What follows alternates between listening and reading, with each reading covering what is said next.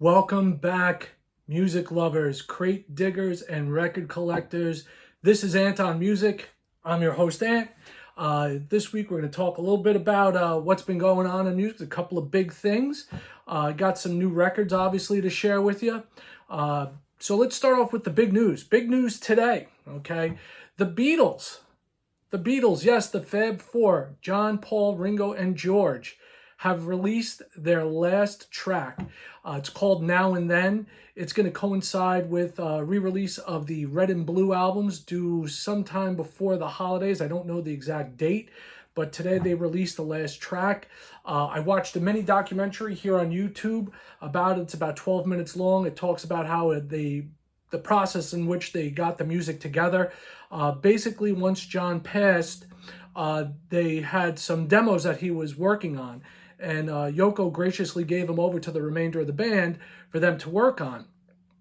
And a couple of those tracks ended up on their anthology series back in the 90s, one of them being Free as a Bird. Now and then they had a hard time. They couldn't quite separate the vocals out from the piano on the track, and it kind of sat in limbo for all these years. And finally, when Peter Jackson was working on the Go Back film, they had the technology, or they actually built the technology to extract John's vocals from the demo of the piano and clear both up. If you haven't heard the song, I listened to it this morning. It really is beautiful. It's a great song, a great John song. You could see where he was going with his thought as far as music was concerned at the time. And it really is something to listen to. And if you get a chance, pop in Now and Then documentary in the search bar, and you'll be able to pull up the documentary on that. It has all the Beatles are present. Uses obviously a lot of archival footage of the band. It's pretty fun to watch, especially if you're a big Beatles fan like I am. Other big news. Out of nowhere, last week when I was here, one of the things that I mentioned was, Dream Theater and Dream Theater collection and all that. And sure enough, like within a day or so of me posting that video, all of a sudden Mike Portnoy's back in Dream Theater. Out of nowhere. It's like, I don't think anybody suspected it. I don't think, anybody aside from the guys themselves were aware of it, probably outside of their management and Mike Mangini. And Mike, who is now the former drummer in Dream Theater, was very gracious in the way he handled it. And it's really cool to have Mike back. Not the original lineup, obviously. They've had former members, a couple of keyboard players prior to Jordan, and prior vocalist as well. But it is going to be cool to see, the boys back together. It's like, I'm a pretty big Dream Theater fan. I followed them their whole career, and, I'm looking forward to them putting out new material with Mike and seeing where it leads us. As far as music goes, let's get into it. All right. So, I got a new release or two, got some, stuff that I found out crate digging. I actually have a book to share with you as well, and a box set.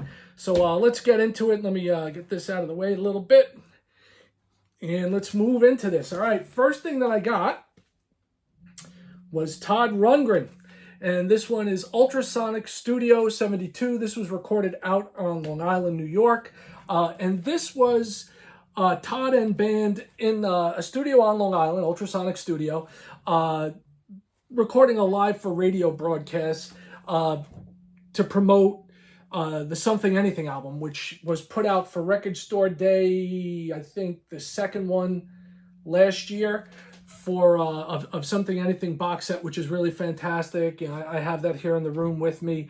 And this album is put out to promote it.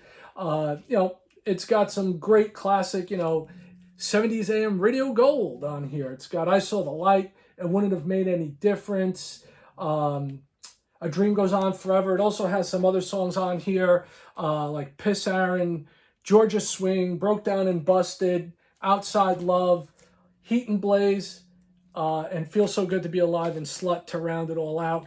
It's a pretty cool record. Got a picture of Todd, that is from that era, front and back with the credits on the back side there. It also comes in this lovely Coke bottle green. Isn't that cool looking? All right. And this was put out on the Cleopatra label. You can pick this up pretty much anywhere, indie record stores, online as well. If you can keep it local and keep it indie, I say keep it local and keep it indie. So that's one of the ones that I picked up this week. Picked up a couple albums that are basically covers albums. This one is a re-release. This is David Bowie's Pinups. Okay, Bowie was busy in '73. He had the Ziggy Stardust, the breakup of Ziggy Stardust, and he had the live movie and CD or album at the time of Ziggy Stardust Live. And he also put out Aladdin Insane, and he also put out this one as well. This is a collection of cover tunes, and it's basically stuff that David really dug on himself of 60s music. You've got a really, I don't know if you could call it a punky version, but it's certainly not a psychedelic version of Pink Floyd's See Emily Play from the Syd Barrett era. Got a couple of Who tunes on here. You got I Can't Explain, and Anyhow, Anywhere, Anyway. Then you also have Where Have All the Good Times Gone, which was also covered by Van Halen on Diver Down. Shapes of Things, which is a Yardbirds track. Friday on My Mind, Rosalind, Here Comes the Night. And like I said, it's one of his favorites. It's a half-speed master of the album. Pretty basic. It's a heavyweight vinyl, 180 gram. Celebrating its 50th year. Aside from the album, it's got I don't know if you can really tell from here, but it's kind of got not an Obi strip, but almost like an Obi strip on it. And it's got a couple of pictures of David with the album credits on there. And, this is a good listen. I mean, it's been around 50 years. Happy 50th anniversary to this one.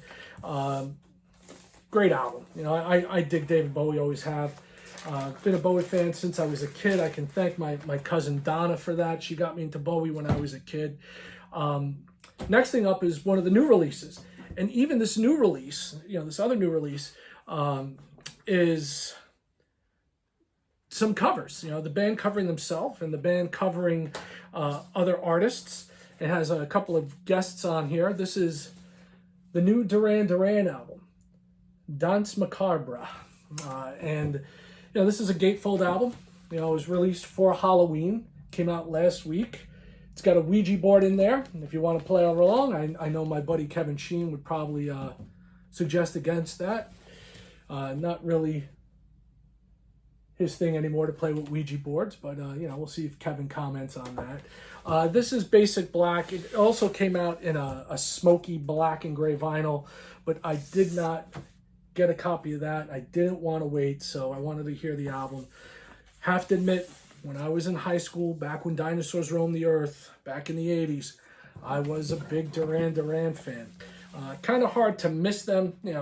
Basically, they were played at every high school dance that I went to, and all the girls liked them. So since the girls liked them, we kind of liked them, me and my buddies. This has got some interesting stuff on here. It kicks off with their version or remade version of their song Night Boat. Has a new tune from them called Black Moonlight, which is really cool. Covers of Bury a Friend, which is a Billie Eilish tune. They kind of have something else in common. They also probably two of the only bands that have ever been on a James Bond soundtrack. Billie Eilish did the last one and the theme song for the last Bond movie, and Duran Duran had A View to a Kill, which had Grace Jones as the villain. Also have title track on here, Danse Macabre. They redid Secret October to make it Secret October 31st, updated that one. Painted Black. They have that on here. They also do a cool version of the Talking Heads tune Psycho Killer, and on it is the bass player from Måneskin, Victoria DeAngelis. And they do a weird mashup of their own song, Lonely in Your Nightmare, along with Super Freak, and it's called Super Lonely Freak. It's pretty cool. Definitely worth checking out. They've kind of been on a hot run since getting into the Rock and Roll Hall of Fame. Aside from the double vinyl set on black vinyl, it also has this this book. You know, it's going for a whole, you know, medium type vibe and seances with the Ouija board in there. So you have, you know, this booklet that they've included has the credits, talks about how seances is done, in case you ever want to get into that. And there's the credits there. And final photo on the back there. And that one just came out this past week. You know, it's definitely worth checking out. You know, like I said, I'm a fan. You know, and obviously after saying it here, I'm obviously not a closet fan anymore. Everybody's gonna know, oh my God, he likes Duran Duran. Next two things I found out when I was crate digging. You know, I went over to the mall and I managed to wander into Newbury Comics, which is a very large independent record store here in the Northeast of the United States. And one of the ones I got was Savatage. This is their third album. This one is a limited collector's edition, and it is on crystal clear vinyl. We'll take a look at that in a minute. It's got the lyrics, credits, photo of the band, and as advertised, it is crystal clear. You know, those are always fun if you're DJing to try and find the groove that you're looking for. You know, as I used to do when I was working in a nightclub. Always fun to try and find the groove on that. And this one comes with a pop-up inside.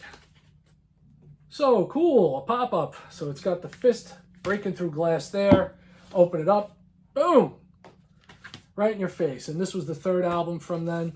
You know, very, you know, this is before Chris Caffrey joined the band. This is very, you know, in that late 70s Judas Priest type mold that they were following at that point.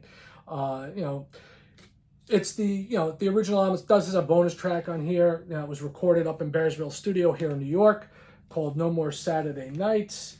You know, and as it says, Power of the Night, raise the fist of the metal child, Savatage. They've put out some pretty good albums. Savage Ballet, Streets, a rock opera, which I got hanging out behind me over here. That's a great album. Of course, got the hype sticker here telling you all the good stuff on the album, and that is crystal clear.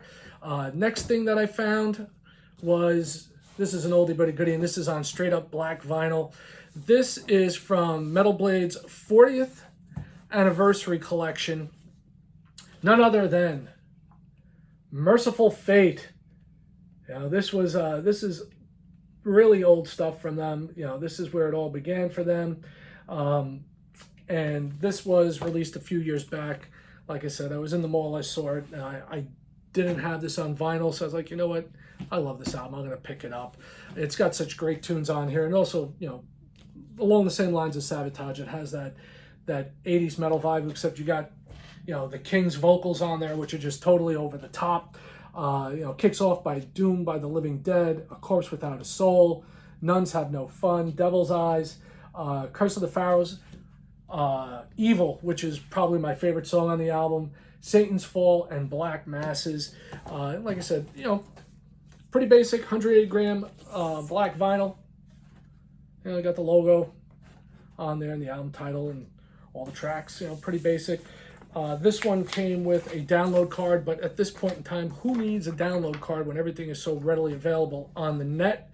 But, you know, cool album. Love King Diamond. I think, you know, once you get past the comical look, it's pretty fun. Next thing I got, okay, two things from the same band, both big things. Got the little hype sticker here. This is Rush. This is the Clockwork Angels tour.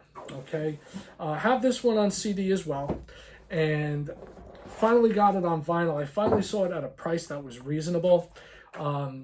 So once again, you know, download card, you know, in this day and age, really not necessary. Comes with, you know, not a tour book, but like I guess like the Cliff's Notes version of a tour book. You know, it has some of the pictures from the tour. You know, that this was the last album they actually toured. You know, they did go out on their final R40 tour, but this was the final album that they toured, and this has a fantastic set list on it. We're going to take a look at these. They're basically basic black, but it's Rush, and it's a huge 5 LP set. Track listing. You've got a lot of the great tracks. This was released on Roadrunner Records. And Rush's own imprint, Anthem. You got Subdivisions to kick it off, The Big Money, Force 10, Grand Designs, Body Electric, Territories, The Analog Kid, Bravado. On the second disc here, you have Where's My Thing, Here It Is, drum solo. Far Cry, Caravan, Clockwork Angels, The Anarchist, and Carnies. So once again, black vinyl. Third disc here. All right, third disc kicks off with The Wreckers' Headlong Flight into Drumtastica, another drum solo. Peaks Repose, which is a guitar solo, and Halo Effect. Seven Cities of Gold, one of my favorite songs by Rush, Wish Them Well, off the Clockwork Angels album, and also The Garden, two of my favorite tracks, probably my two favorite tracks from that album. And then on this one, on the fourth one, get into more of the classic stuff. You have Dreamline, The Percussor, Binary Love Theme, Steam Bangers Ball, which is a drum solo again, Red Sector A, YYZ, Spirit of the Radio, Tom Sawyer, and 2112. The last album of the 5, one side is tracks and the other side is an etching, which we're going to take a look at. And we have Limelight, Middletown Dreams, The Pass, and finishing up with the Manhattan Project. And on the back side here, maybe a little difficult to see, but it has like the rune symbols that were on the Clockwork Angel album cover. And also were prominently displayed during the tour. It comes in a nice box. Roadrunner did a nice deal with this. There's the back of it, shows you all the track listing there. Great album. Final thing I want to show you is because, when I saw that and I started going through it, it says, oh, they included kind of a tour book, but not the full thing. It made me think of this. Now, this is the book I got to show you. All right. Got this. It's not complete because it came back out, I think, in like 2008 and 2009, somewhere in there. But it was through Rush's website. And what this is, and this thing's a beast. This thing's got to weigh like 10 pounds.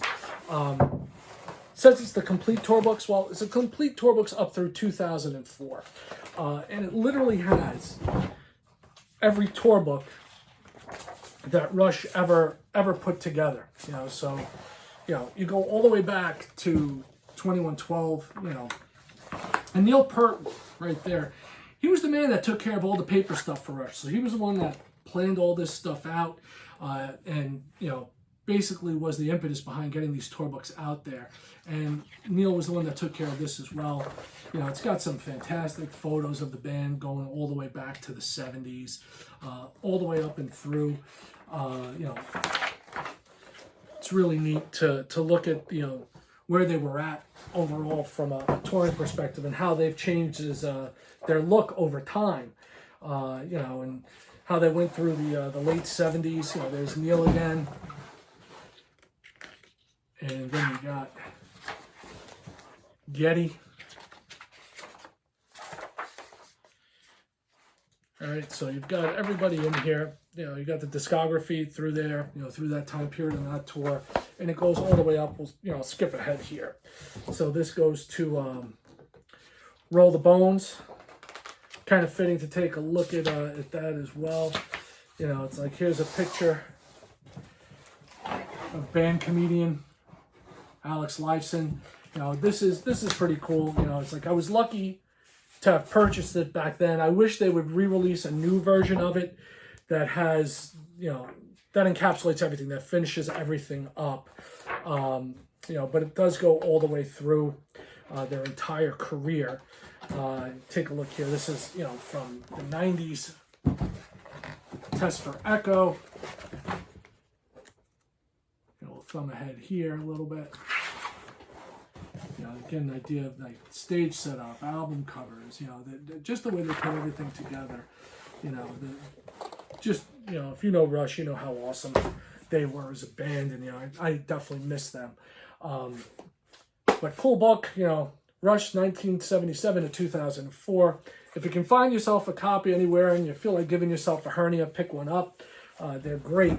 That's all I got for today. Like I said, go check out that Beatles tune. Go check out the Beatles documentary that's here on YouTube. Thanks for stopping by. I'd really like for you to hit the subscribe button. I want to keep making these videos, and I'll continue to do so as people watch them. Thanks for stopping by. I really do appreciate your time. As always, peace, one love, and music. And I will catch you next week. Bye.